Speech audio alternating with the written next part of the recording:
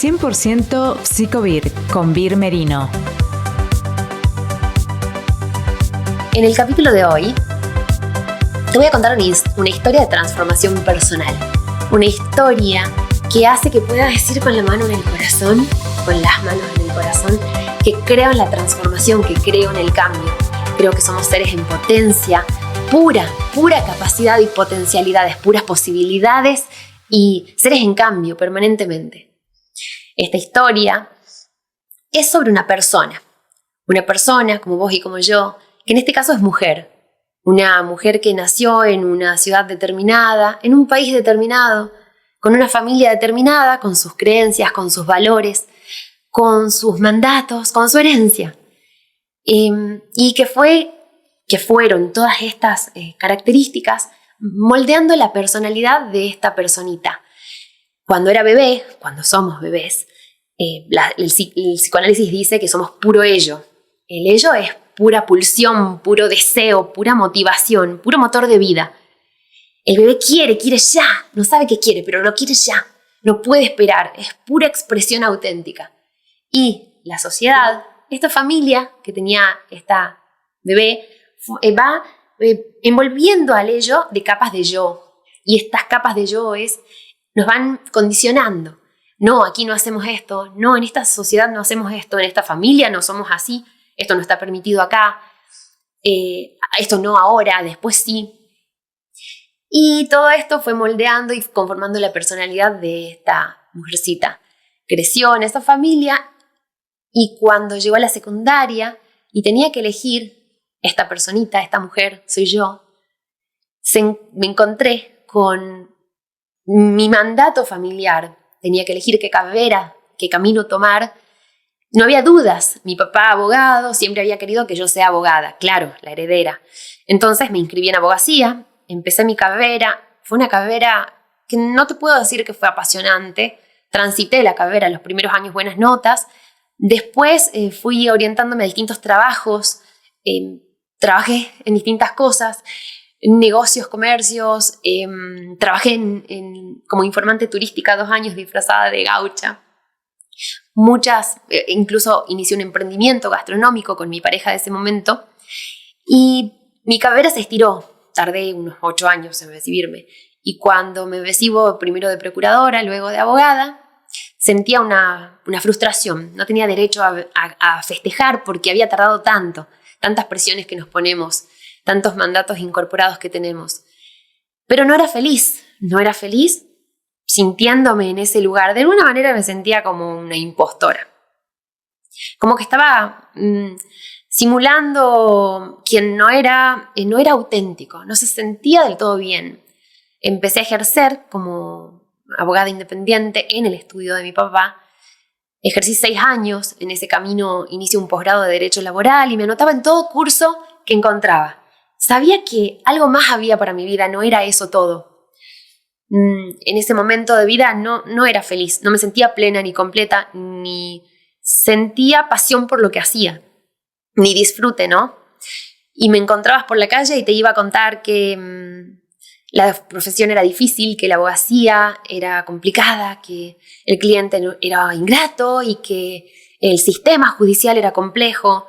Me decía tantas cosas de las que no era consciente. Tenía todo mi discurso armado que cada vez que lo contaba me tiraba más abajo.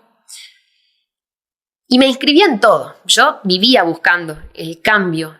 Vivía buscando qué más había para mí. No sabía cómo ni por dónde, pero sabía que eso no podía ser todo.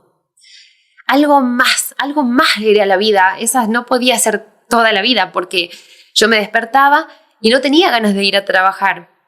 No tenía ganas de salir a cumplir mi función, porque es básicamente lo que hacía.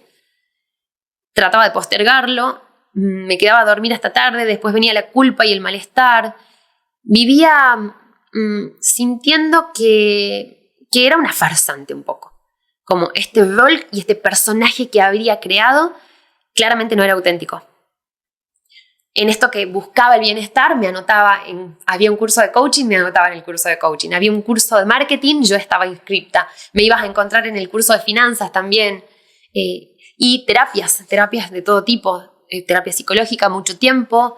Y terapias alternativas, todas, constelaciones, nombrala, la que quieras. Un día una amiga me dice, Vir, nos vamos con unos amigos, con unas amigas a hacer unas terapias de regresión a vidas pasadas. Yo, por supuesto, subo al auto. Y mis amigas tuvieron una experiencia muy fuerte, muy intensa. Yo estaba tan mental en esa época, cuando somos niños usamos mucho el hemisferio derecho, que es la creatividad, el juego, la exploración, la diversión, la apertura, la confianza. Cuando vamos creciendo, la sociedad nos va moldeando, nos va condicionando y empieza a hablar más que el hemisferio derecho, y le digamos también un poco de intuición, empieza a hablar la voz del ego, el hemisferio izquierdo, el racional, el mental, el que todo lo etiqueta y todo lo juzga, el que ordena todo y el que tiene las listas de lo que sí, lo que no, lo que aquí se debe hacer, lo que tendríamos que hacer, lo que está bien, lo que está mal. Era muy mental, era puro hemisferio derecho en esa época. Estaba tan controlada y tan crítica conmigo que en esa experiencia no me permití conectar. Directamente lo sentía como que tenía que sentir algo o vivir algo específico, pero no estaba sintiéndolo. Mis amigas tuvieron experiencias bárbaras. Yo decía, y el psicólogo me dice, ¿qué ves? Después de la inducción y la meditación. Y yo veía una habitación oscura y le digo, una habitación oscura. Y sentía que hasta en eso fallaba, como que ni siquiera podía conectarme y hacía un esfuerzo, pero sentía que tenía que pasar algo que no me estaba pasando. No sé, fue una experiencia de la que también volví frustrada, pero algo cambió. Yo creo que cuando buscamos, encontramos, el que busca encuentra. Y en esta búsqueda permanente mía, de alguna manera iba como poniendo eslabones en una cadena. De alguna manera esa cadena enlazó. Y cuando vuelvo de esta experiencia de regresión a otras vidas, yo había estudiado en una universidad nacional en mi provincia, abogacía, y paso caminando por una universidad privada. No me recuerdo cómo, salgo con el programa de psicología en la mano llorando. En ese momento me encuentro con una amiga, colega, compañera de mi trayecto de abogacía, y le digo llorando que quería ser psicóloga. Y me dice, hacelo. Yo tenía 30 en ese momento. Le digo, ¿cómo lo hago? Le digo, sí, yo soy abogada, tengo que ser abogada, esto es lo que elegí, ya está, esto es lo que me toca. Esta idea que tenemos por ahí de que no podemos cambiar, de que elegimos una cosa y es para siempre y para toda la vida, porque también no nos han dicho suficiente o no nos han dicho siquiera que podemos cambiar las veces que tengamos ganas de cambiar y que podemos ser todas las cosas que tenemos ganas de ser, que somos estos seres de posibilidades. Y ella me dice, hacelo. Le digo, ¿cómo le digo al mundo que quiero ser psicóloga y ya no abogada? Y me dice así. Y así empecé, primero por mi pareja, mi compañero que había estado conmigo todos los años de abogacía, y le digo, quiero ser psicóloga. Y me dice, ¿vos estás segura que querés ser psicóloga y que con eso vas a ser feliz, que es lo tuyo? Y le digo, no sé, pero quiero intentarlo. Este camino claramente no es. Y ahí empezaron todas las voces, porque siempre a los demás les encanta opinar, porque nos encanta opinar, porque pensamos que podemos opinar sobre la vida de los demás, porque a veces también es más fácil mirar hacia afuera que hacia adentro. Y ahí empezaron las voces de, ¿estás seguro? Mi abuela, la primera voz, me acuerdo que me dijo, qué ganas de joder, me dice. Claro, qué ganas de molestar, o sea, tenía que conformarme con la vida que tenía. ¿Qué más podía pedir? Estaba en pareja, estaba bien en pareja, ya tenía una profesión, y me tocaba ser mamá en esa época. Incluso mi voz interna, mi ego me decía, pero tendría que estar siendo mamá en este momento, no empezando un nuevo camino, empezando una nueva carrera.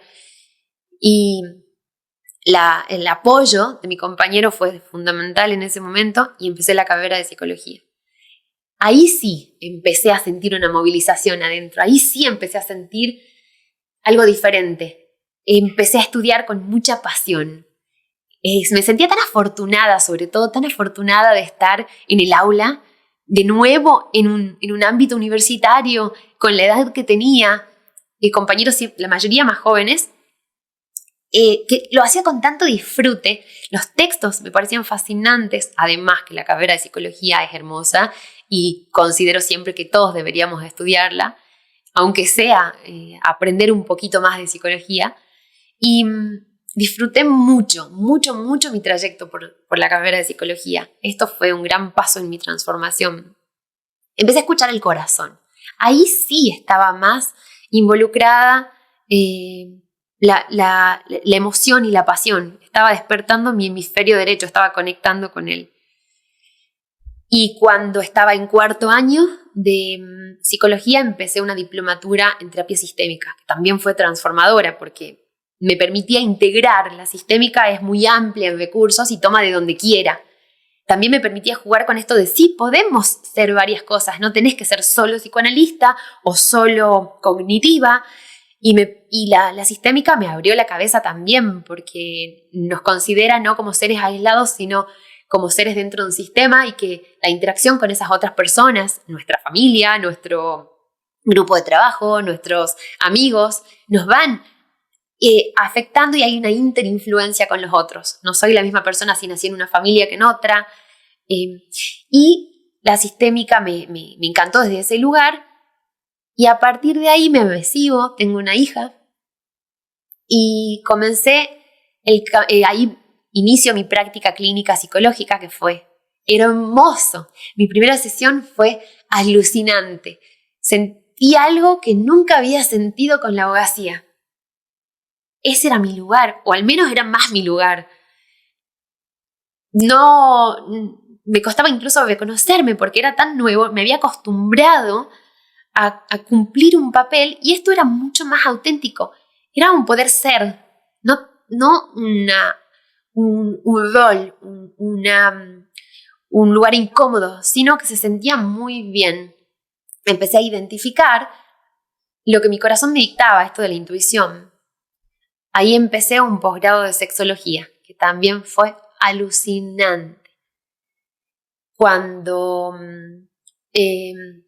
vamos creciendo, pensamos que somos o cuerpo o mente, pero no tenemos la integración de todas las facetas. Y la sexualidad humana queda muy relegada, siendo que es una dimensión fundamental del ser humano. Quedé maravillada con todo lo que iba escuchando en el posgrado. Cada clase era un descubrir alucinante y una transformación.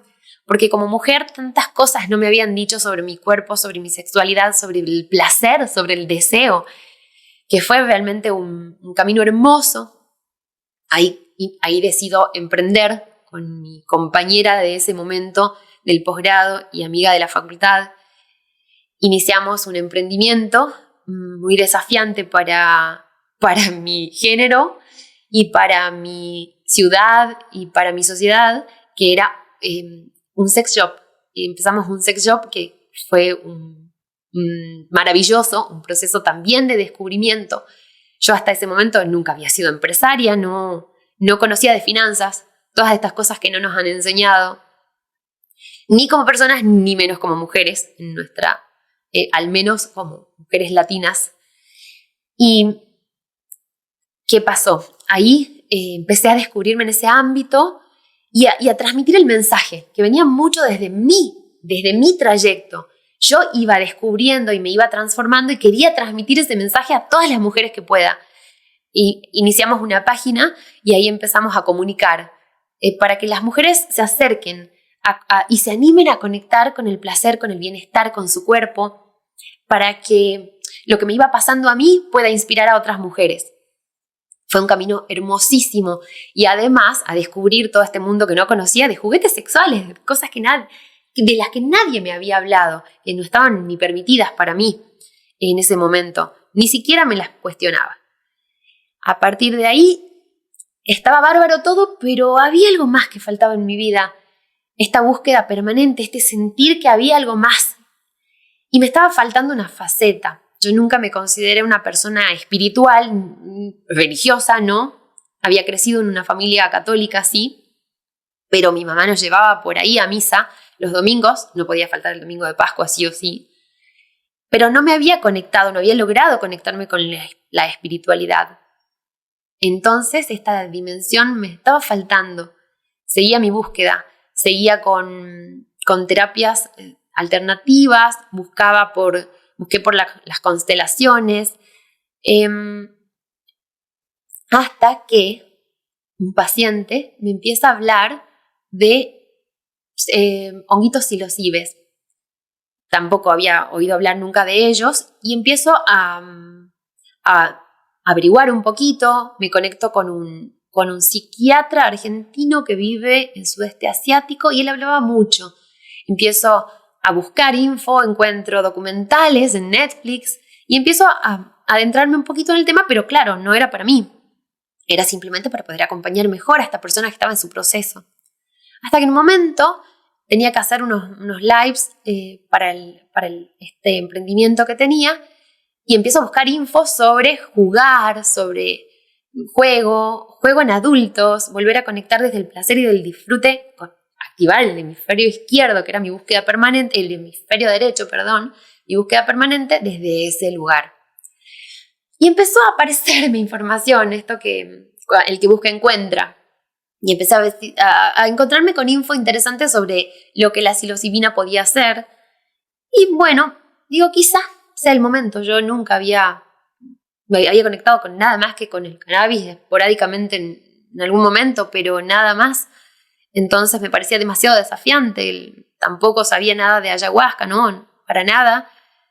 Pero pensé, bueno, quizás sí. Me conecté, que no era fácil, con una guía espiritual y le dije que quería probar una sesión de microdosis. Me dijo que sentía ofrecerme un viaje sagrado, una sesión de macrodosis. Los honguitos son una sabiduría ancestral que se considera medicina ancestral. Me empecé a informar para ver los efectos.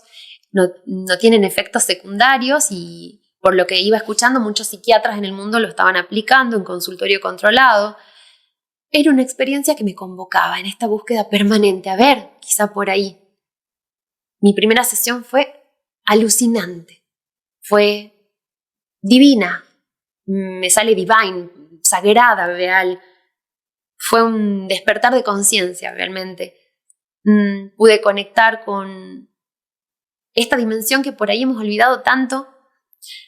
Y me ayudó mucho a comprenderme desde otro lugar, a conectar con el amor infinito. Fue muy precioso, hermoso. Y ahí empezó mi conexión con esta otra dimensión, con esta otra faceta. Y de a poquito voy integrando todo este camino. Hoy en día, desde aquí, desde este espacio, quiero invitarte a que cada uno pueda conectar con lo que vaya sintiendo sobre su camino, con el corazón, con el camino que el corazón marca.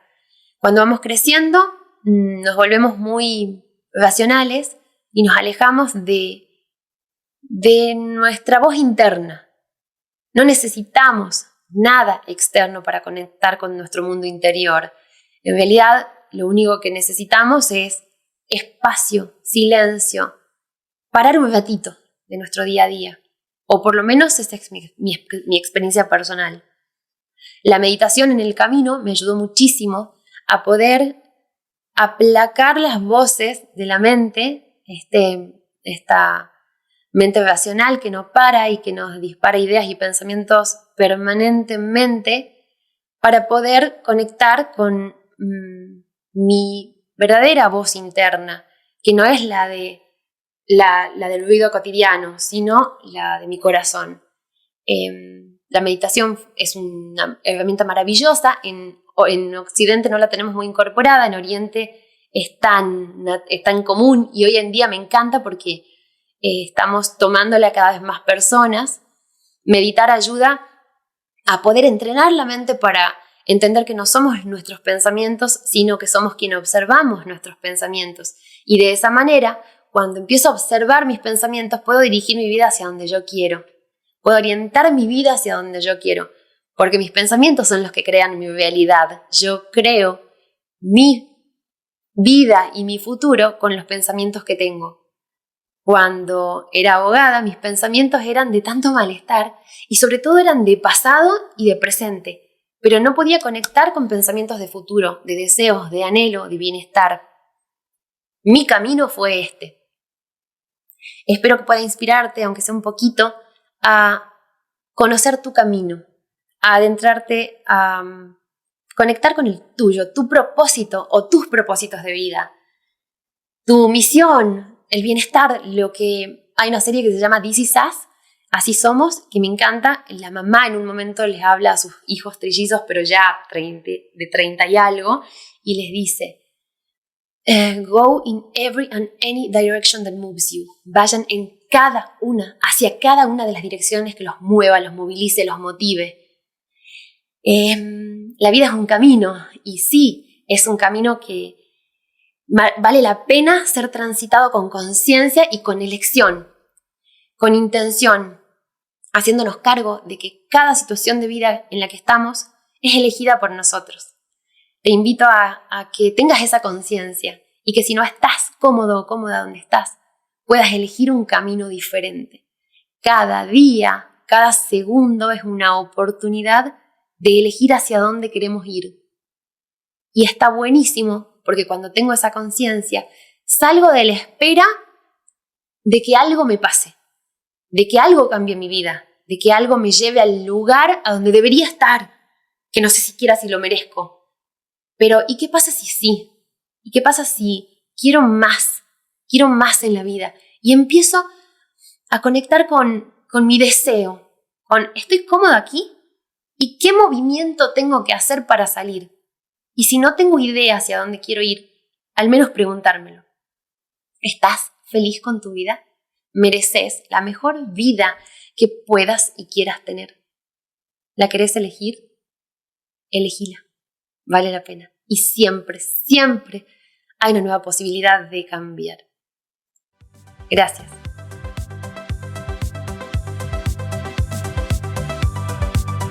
Si te gustó el episodio de hoy, comenta y compartí para que más gente se sume a la comunidad de 100% Psicovir. Para más contenidos, visita nuestras redes sociales y nuestro canal de YouTube. Esta fue una producción de Estudio Podcast.